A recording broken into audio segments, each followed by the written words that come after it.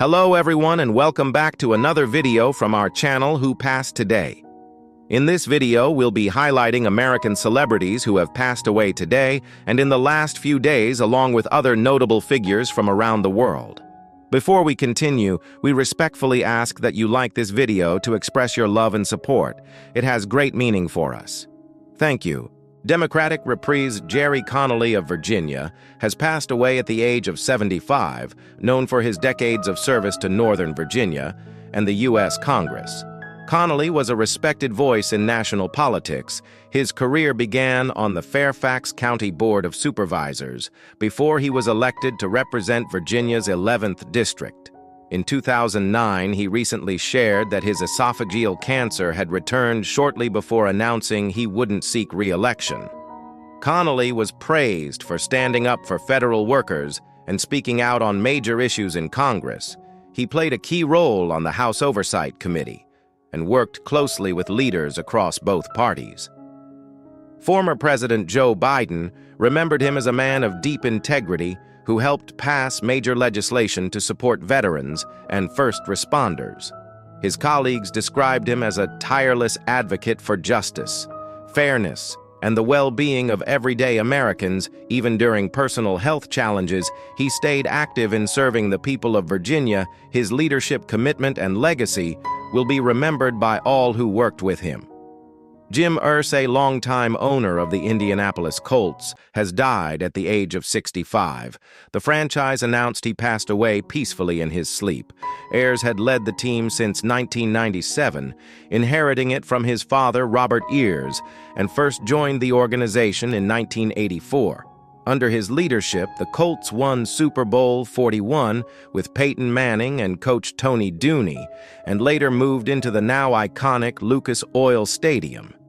He was known for his passion for football, his love for the city of Indianapolis, and his efforts to support mental health causes. Ayers was also a well-known music and memorabilia collector, owning items from legends like Elton John and Muhammad Ali. He even formed his own rock group, the Jim Irsay Band. Despite facing personal health battles, Irsay remained active on social media, cheering for both the Colts and the Indiana Pacers. He has survived by his 3 daughters, 10 grandchildren, and ex-wife Meg Coyle. His daughters, who already hold ownership stakes, are expected to continue his legacy with the team. Veteran actor Michael Alaimo, best known for his work in Space Jam and the Oscar-nominated film The China Syndrome, has died at the age of 86. He passed away peacefully on May 2nd in Burbank, California. His death was confirmed by his daughter, Gabriella Alaimo Thomas. A longtime television executive, Alaimo built a rich career spanning theater, film, and television, with a presence that left a mark on both classic cinema and network TV. Alaimo began his journey in the arts studying theater at Brooklyn College before joining Joseph Papp's New York Shakespeare Festival in Central Park in the early 1970s. He moved to Los Angeles, where he appeared in popular series like Cheers, The Wonder Years, Scrubs, and Hill Street Blues. His film work included standout roles in Mr. Mom, All I Want for Christmas, and the original Space Jam, where he appeared alongside Michael Jordan and Bill Murray. Beyond his screen work, Alaimo was deeply involved in political theater and activism. During the 60s and 70s, he performed with the anti-war show FDA and worked with the Gut Theater in East Harlem. He is survived by his wife Louise, daughters Gabriella and Giovanna, and 2 granddaughters. George Coulam, founder of the Texas Renaissance Festival and a central figure in HBO's 2024 docu-series, Ren Fair, has died at the age of 87. He was found at his home in Todd Mission, Texas on Wednesday morning. Authorities have not yet confirmed the cause of death, but an investigation is underway. Coulam was best known for building the Texas Renaissance Festival into the largest event of its kind in the U.S., attracting performers and guests from across the country. For over 5 decades, his passing comes shortly after a court ordered the festival to be sold following a civil lawsuit. And just weeks after Coulam lost his long-held position as mayor of Todd Mission, the HBO documentary portrayed his unconventional leadership style, personal quirks, and a chaotic search for someone to take over the festival, despite controversies and lawsuits. In his later years, Coulam's vision created a unique cultural legacy that drew millions over generations. He leaves behind a complex legacy marked by creativity, conflict, and an unforgettable reign as the self-proclaimed king of his own medieval world. Patrick of Flynn, journalist and former member of the European Parliament, has passed away at 59, known for his sharp political insight. O'Flynn served as MEP for the East of England from 2014 to 2019 and was previously political editor at the Daily Express. He also wrote for The Spectator and made a lasting mark with his strong, clear views on national issues. Leaders across the political spectrum paid tribute. Boris Johnson called him a truly original conservative journalist, while Nigel Farage described him as a great thinker and patriot conservative leader. Kem Badino remembered him fondly, sharing how they often exchanged political ideas, sometimes agreeing, sometimes debating, but always with mutual respect. Ian's journey from journalism to politics began when he was elected during UKIP's breakthrough 2014 campaign. He later served as the party's economy spokesperson and took on other leadership roles before joining the Social Democratic Party. In 2018, his legacy goes beyond headlines. Colleagues like Lord Jackson of Peterborough recalled a man who brought heart and honesty to every role he held, passionate about his hometown of Cambridge, and even about music. Patrick O'Flynn was respected for his thoughtful, moderate voice in both politics and media. George Wendt, the beloved actor known for playing Norm on the classic sitcom Cheers, has died at 76. His role as the lovable bar regular made him a television icon, appearing in every episode of the long-running series. Norm's signature entrance and witty lines became part of pop culture, and Wendt's performance earned him 6 Emmy nominations. Born in Chicago, Wendt began his career in comedy at the Second City, where he met his wife, actress Bernarde Barat. The two raised 3 children together before Cheers. He appeared in shows like MASH, Taxi, and Heart to Heart, slowly building a reputation as a reliable, funny character actor. After Cheers, Wendt continued working across TV, film, and stage. He guest-starred on Seinfeld, voiced characters on The Simpsons, and appeared in movies like Fletch Forever Young and Spice You World on stage. He starred in productions like Hairspray and Elf, often playing larger-than-life life roles that matched his warm personality. He also became part of Saturday Night Live history with the recurring Da Bears sketch, a fan-favorite moment that extended well beyond the screen. In recent years, he stayed active with projects like The Masked Singer and a Cheers reunion at the 2023 Emmys. Doc George went more than Norm. He was a trusted performer with a long list of memorable roles. His work brought laughter to millions, and his legacy continues through decades of unforgettable moments on screen. Colton Ford, known off-screen as Glenn Sarkeesian, has died at the age of 62, a respected figure in the adult entertainment industry, and beyond Ford's passing was confirmed by friends and peers across social media just one day after his reported death. On May 19th, his career spanned more than 2 decades, during which he earned recognition not only for his work, but for the bold, unapologetic presence he brought to the screen. Born in Pasadena, California, in October 1962. Ford entered the adult film world in 2001 at the age of 40, a late start by industry standards, but one that didn't stop him from quickly becoming a standout. His performances led to collaborations with major studios, including Falcon Studios' Mustang, and others, showcasing a wide range of roles that resonated with audiences. In 2003, Ford received the prestigious Gay VN Award for Gay Performer of the Year, a testament to his impact and presence in the field outside of adult entertainment. He was known for his passion for music and his drive to express himself creatively in many forms. Friends described him as vibrant, genuine, and deeply loved in the communities he touched. Chichi Laru, a longtime friend and well-known director, expressed the heartbreak shared by many. "I'm so shocked and saddened. You will be missed. Keep singing in heaven." Ford's legacy remains powerful, rooted not just in his work, but in the authenticity and heart he brought to everything he did. Kathleen Hughes, best known for her striking role in the 1953 sci-fi film It Came from Outer Space, has died at 96. Her unforgettable scream in a now iconic photo helped make the movie one of the most recognizable early 3D classics. Though her moment on screen was brief, her image became legendary, featured on posters, cards, and countless tributes to classic cinema. Born in Los Angeles, Hughes started her career in the late 1940s after signing with 20th Century Fox.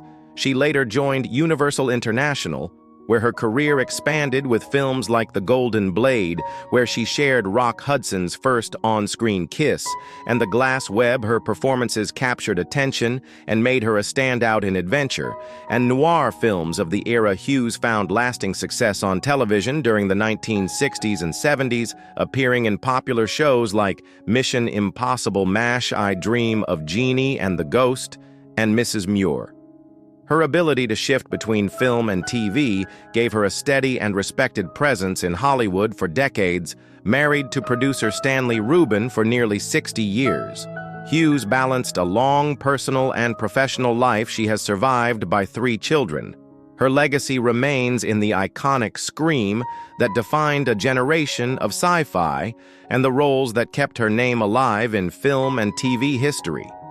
Manuel Torres, the longtime host of Spain's iconic health show Saberver, has passed away at 84. A familiar face on Spanish television for decades, Torlasius became a trusted voice in health communication, guiding viewers with practical advice and expert guests for over 12 years on Law 1 and later Law 2.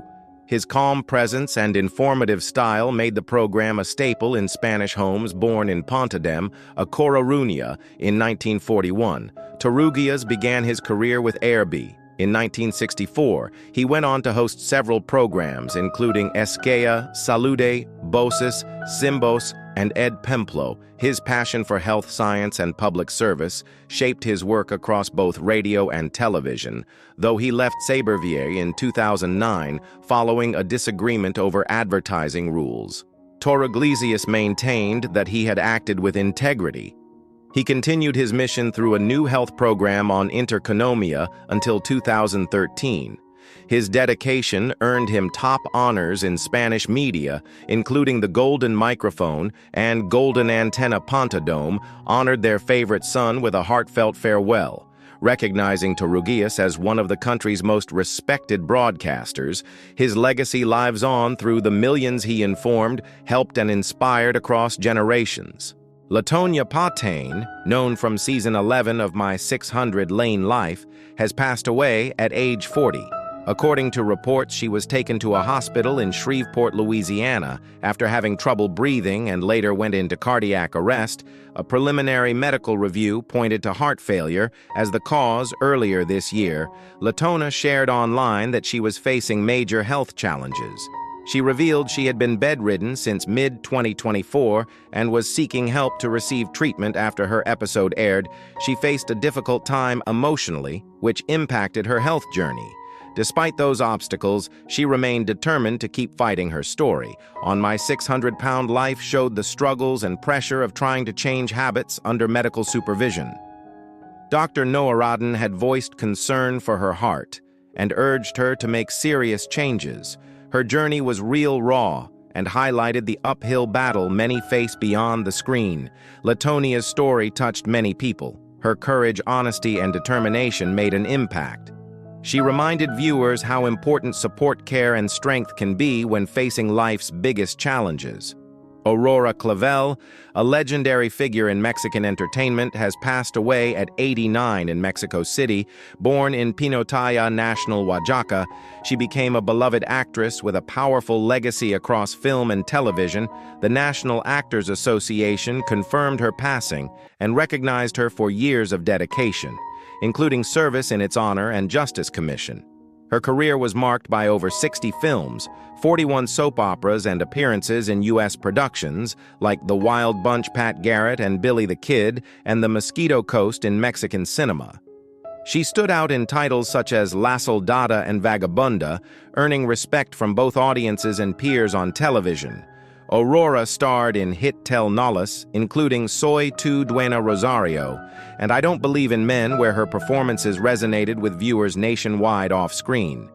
She shared her experience as an acting teacher, helping shape the next generation. She was honored in Oaxaca as Favorite Daughter of Pinotipa National and Woman of the Year, celebrating a lifetime of contribution to the arts. Aurora Clell's legacy remains strong, and her impact will continue through the many stories she brought to life. Chris Hager, guitarist, best known for his work with the band Rough Cut, has passed away at the age of 67. His death was confirmed by longtime friend and Rat frontman Stephen Peary, who shared the news with Metal Sludge. While no official cause has been released, yet updates are expected. Soon Hager was a key figure in the hard rock scene, leaving his mark with Rough Cut and other musical projects over the years. His guitar work and stage presence earned him the respect of fans and peers alike, and his legacy continues to resonate in the rock community. Metal Sludge expressed condolences to Hagar's family, friends, and everyone touched by his music. Robert Benton, the Oscar-winning director and screenwriter behind Kramer, Vers Kramer, has passed away at 92 in Manhattan, known for crafting emotional, character-driven films. Benton left an undeniable mark on Hollywood, with stories that earned critical acclaim and multiple Academy Awards. His passing was confirmed by his assistant, closing the final chapter of a remarkable career that spanned decades and shaped generations of storytelling on screen. Benton won 3 Oscars, 2 for Kramer vs. Kramer, and 1 for Places in the Heart, and was the creative mind behind films like The Late Show, Nobody's Fool, and Still of the Night. He helped launch careers and elevated performances by stars like Meryl Streep, Sally Field, Dustin Hoffman, and Paul Newman. His early success came from co-writing Bonnie and Clyde, a revolutionary script that changed American cinema over time. He transitioned from writing to directing, and his passion for intimate storytelling defined his signature style. Even in later years, Benton stayed active in film and writing, earning honors from the Writer Guild of America and appearing in documentaries about Hollywood's evolution from his Texas roots to the heart of Manhattan. Robert Benton's influence lives on in the timeless films and characters he brought to life. Samuel French, the Texas-born actor who portrayed undercover FBI agent C.J. Robinson in Killers of the Flower Moon, has passed away at 45 after a long battle with cancer. He died in Waco, Texas, leaving behind a body of work that reflected both his talent and dedication to storytelling. Born in 1980, French grew up in Clifton, later moving to Austin and Dallas, where his acting journey began. His early credits included roles in Texas Rising, Fear the Walking Dead, and independent films like Pegasus Pony with a Broken Wing and The Pro Bono. Watchmen. In 2024, he appeared in the crime thriller Blood-Dried Hands, continuing to build a strong presence in dramatic roles. French's final performance was as Detective Bernard Crook in Towpath, a film praised by writer-director Paul Senior for French's raw intensity and passion. Senior described Samuel as fearless and fully committed to his craft, someone who poured everything into each role. He also remembered him as a proud father who spoke lovingly of his daughter. French's legacy lives on through his performances and the deep impact he had on those who worked with him. Peter D. Lax, a Hungarian-born American mathematician, passed away on May 16, 2025, at the age of 99 in Manhattan, New York. Renowned for his profound contributions to pure and applied mathematics, Lax's work spanned integrable systems, fluid dynamics, shock waves, solitonic physics, hyperbolic conservation laws, and mathematical computing. Born in Budapest, Hungary, Lax emigrated to the United States in 1941. He pursued his education at New York University, where he later earned his PhD under the mentorship of Kurt O. Friedrichs. During World War II, Lax contributed to the Manhattan Project at Los Alamos, New Mexico.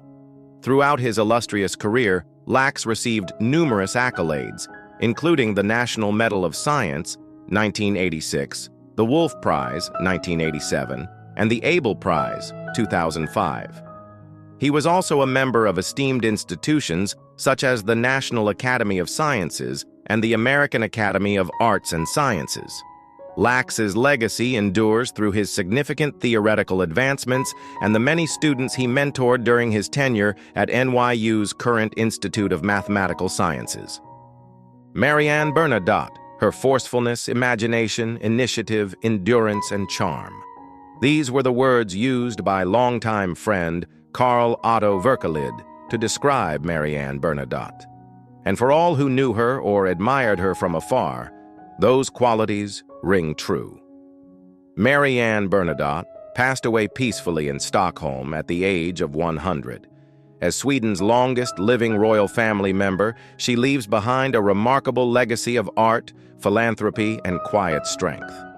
She began her life in Helsingborg with a passion for the stage, eventually studying at the Royal Dramatic Theatre School. Her early performances at Dramaten placed her alongside legends like Ingmar Bergman and Alf Sjöberg. On screen, she brought grace to beloved Swedish films like Kulagula and ETM. Yet for all her artistic accomplishments, Marianne's second chapter may be even more impactful. Her 1961 marriage to Sigurd Bernadotte, son of King Gustav I. Adolf connected her to generations of European royalty. From that point, her focus turned to service and advocacy. She co-founded the Sigvard and Marianne Bernadotte Research Foundation for Children Eye Care, a cause that remained close to her heart for decades. Even after her husband's passing in 2002, she continued their joint mission supporting research in childhood vision, dyslexia, and physical disabilities. Marianne's pursuit of knowledge never stopped. Earning a university degree in art history in her late 50s, she served with elegance at Nordiska Company, later representing Saab's worldwide. She was honored not only for her royal ties, but for her commitment to the arts and medical research. At her 100th birthday, she was celebrated not just as a princess or actress, but as a woman whose grace and determination inspired people across generations. She is survived by her 3 children and the many foundations and projects that still carry her name. As tributes continue to pour in, her legacy is clear in the children given hope, the artists encouraged, and the world she bridged with intelligence and warmth. Tributes to Marianne Bernadotte. Gerard Soteman, he knew how to smuggle truth into drama, said director Paul Verhoeven, reflecting on decades of collaboration with Gerard Soteman. Every script invited reflection. Remembered as the soul of Dutch screenwriting, Gerard Soteman passed away peacefully at the age of 88. Known for crafting stories that entertained, challenged, and moved audiences, his words helped define generations of Dutch cinema. From his early work on the television series Flores to the Oscar-winning adapted screenplay of The Assault, Soteman's influence spanned borders and genres. His partnership with Paul Verhoeven produced some of the nation's most iconic films. Turkish Delight, Soldier of Orange, and Black Book are just a few titles that bear his unmistakable signature. A gifted storyteller, he wrote not only powerful screenplays, but also scripted over 60 documentaries and contributed to comic books and television dramas. His work often addressed injustice and history with boldness and grace. Through the emotional weight of his narratives, he drove conversations well beyond the screen. His one directorial work, Debunker, told the story of wartime resistance with courage and clarity. But even off-screen, Gerard made a lasting difference. Some of his documentaries inspired real acts of charity and awareness. He once said his stories were like croquettes with hidden fishhooks, easily digested, but with something sharp beneath the surface. Colleagues admired his intellect, his empathy, and his ability to find meaning in conflict. His storytelling earned him the Guyan Calf for film culture, and earlier the Edmund Hustings Prize, recognition for a career that shaped modern Dutch cinema. Gerard passed away from natural causes surrounded by the family whose names remain private. The details of his memorial have yet to be shared. Though he's no longer with us, his characters, his dialogues, and his vision live on. His screenplays remain timeless, still studied, still watched, still felt. In the words of a colleague, you couldn't watch a Gerard Suderman film and leave untouched. Tributes to Gerard Suderman. Federica Ranchi, a true actress, leaves behind a voice that continues to speak through silence. These words, once shared by an Italian film critic, ring especially true as we remember Federica Ranchi. She passed away peacefully at 86. Though the world has lost her gentle presence, her spirit lives on in the remarkable character she brought to life. Federica Ranchi captivated audiences in a time when Italian cinema was redefining itself. Rising to fame with The Wide Blue Road and Estate Venta, she shaped the landscape of post-war European film. Whether portraying wounded hearts or quiet heroines, her performances always felt deeply human. Discovered as a teenager through a ballet photo in Trieste, her journey began almost by chance. But it didn't take long before the industry saw there was nothing accidental about her talent. She went on to work with some of Italian cinema's most visionary directors, including Gillo Pontorvo and Valerio Zerini. Her work in films like Devil's Cavaliers and Women of Devil's Island blended grace with emotional complexity. She gave voice to women written between the margins, gentle, thoughtful, aching to be heard. Off-screen, she carried the same humility and kindness that made her on-screen presence so enduring.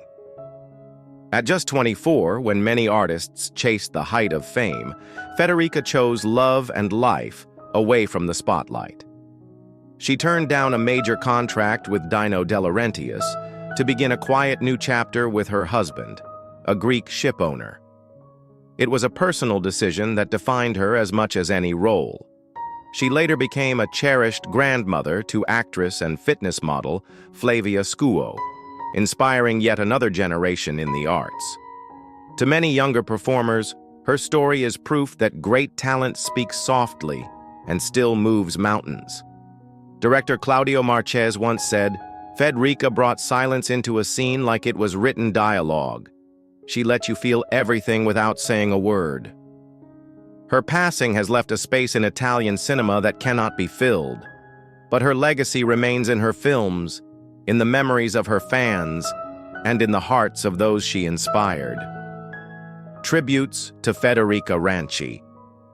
Legendary filmmaker Robert Benton, winner of 3 Academy Awards, has died at 92. He directed the acclaimed Kramer vs. Kramer, Places in the Heart, and Nobody's Fool, and co-wrote the groundbreaking Bonnie and Clyde. Starting out as an art director at Esquire, Benton transitioned into film, earning Oscars for both writing and directing. His movies brought out award-winning performances from stars like Dustin Hoffman, Meyer Stray, Sally Field, and Paul Newman. Known for deeply emotional, character-driven stories, Benton shaped Hollywood storytelling for decades. His impact remains unforgettable. Jan Terlouw, the Dutch physicist, politician, and beloved author, has died at the age of 93. He was a towering figure in Dutch public life, known for his rare combination of scientific expertise, political leadership, and literary achievement. Born on the 15th of November 1931, Terlouw studied mathematics and physics at Utrecht University, where he earned his doctorate in 1964. He worked as a nuclear physicist in the Netherlands and abroad, including at the Massachusetts Institute of Technology, MIT, and the Royal Institute of Technology, KTH, in Stockholm. In 1971, he entered Dutch politics as a member of parliament for Democrats, 66, D66. Just 2 years later, he became party leader and parliamentary group chairman. He served as Deputy Prime Minister and Minister of Economic Affairs in the short-lived Van Agt II cabinet from 1981 to 1982. Later in his career, Terlouw served as Queen's Commissioner in Gelderland and held a seat in the Dutch Senate. Beyond politics, Terlouw gained enduring popularity as a writer, particularly for his children's books. His 1972 novel, Winter in Wartime, set during the Nazi occupation of the Netherlands, became a modern classic and was adapted into a feature film. His fiction often reflected the ideals he championed in public life: civic duty, environmental stewardship, and social justice. Oscar-winning makeup legend Gerry Connolly has died at 73. Known for transforming actors in films like Mrs. Doubtfire, Vice, Dracula, and The Curious Case of Benjamin Button, Coulam was a master of prosthetics and special effects. Over his career, he earned 6 Oscar nominations and won 4, along with a Technical Achievement Award for silicone innovations in makeup. He also worked on iconic projects like Titanic, The Mask, and Michael Jackson's Thriller. Remembered as a true artist in Hollywood, Coulam's groundbreaking work continues to inspire across generations. Jane Bright, a contestant from the 21st season of the CBS reality competition series set in Nicaragua, has died, her daughter Ashley Hammett confirmed on social media.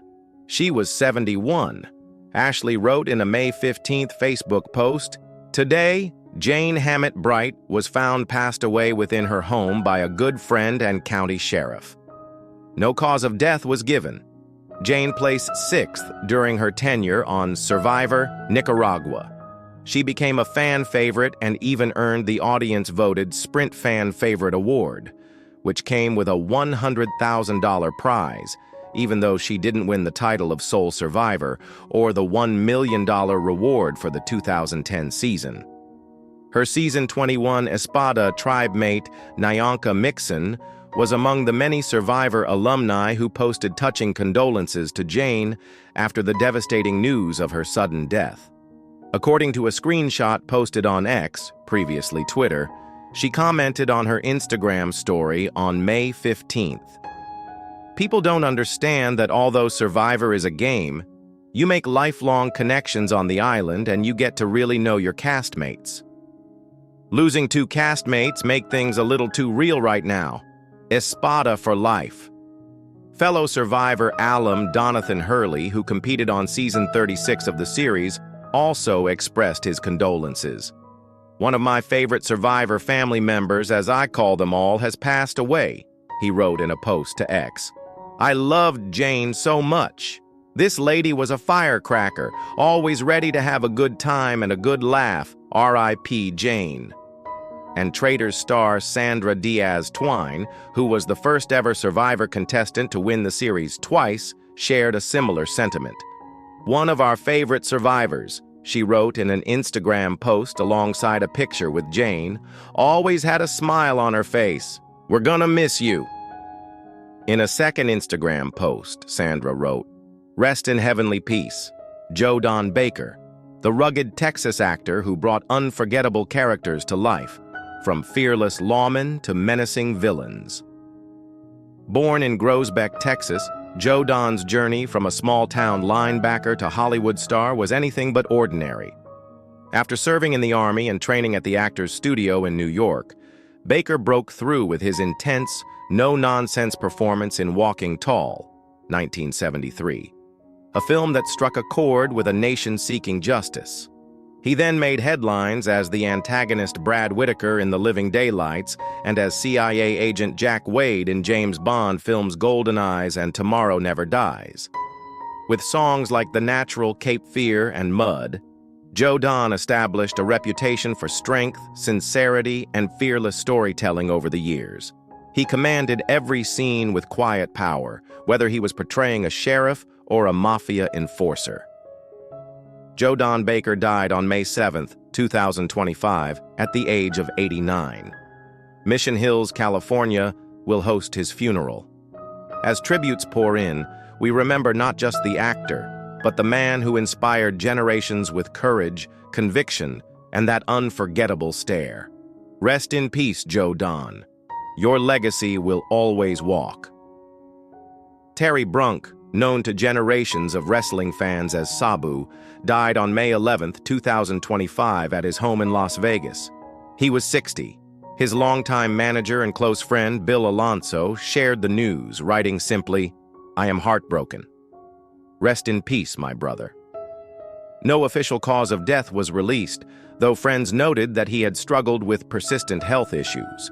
His passing marks the end of an era in professional wrestling, one marked by resilience, risk-taking, and a fierce commitment to telling a story with every match. Sabu rose to national prominence in the 1990s through Extreme Championship Wrestling, ECW, a program known for its raw, no-rules style. While the mainstream wrestling world focused on bright lights and scripted drama, Sabu chose a different path, a path of pain. He became a pioneer of hardcore wrestling, pushing his body through tables, chairs, ladders, and even barbed wire to captivate fans not just with shock, but with meaning. As he explained in a 2024 interview, even a table can tell a story if you build it. Trained by his uncle Ed Farhat, known to fans as the Sheik, Sabu began his journey far from the spotlight. He spent months preparing for the ring before he was allowed to train inside it. That early discipline shaped everything he did. To him, the ring was sacred. His style was chaotic but never careless, and behind every brutal match was a man with a deep respect for the craft.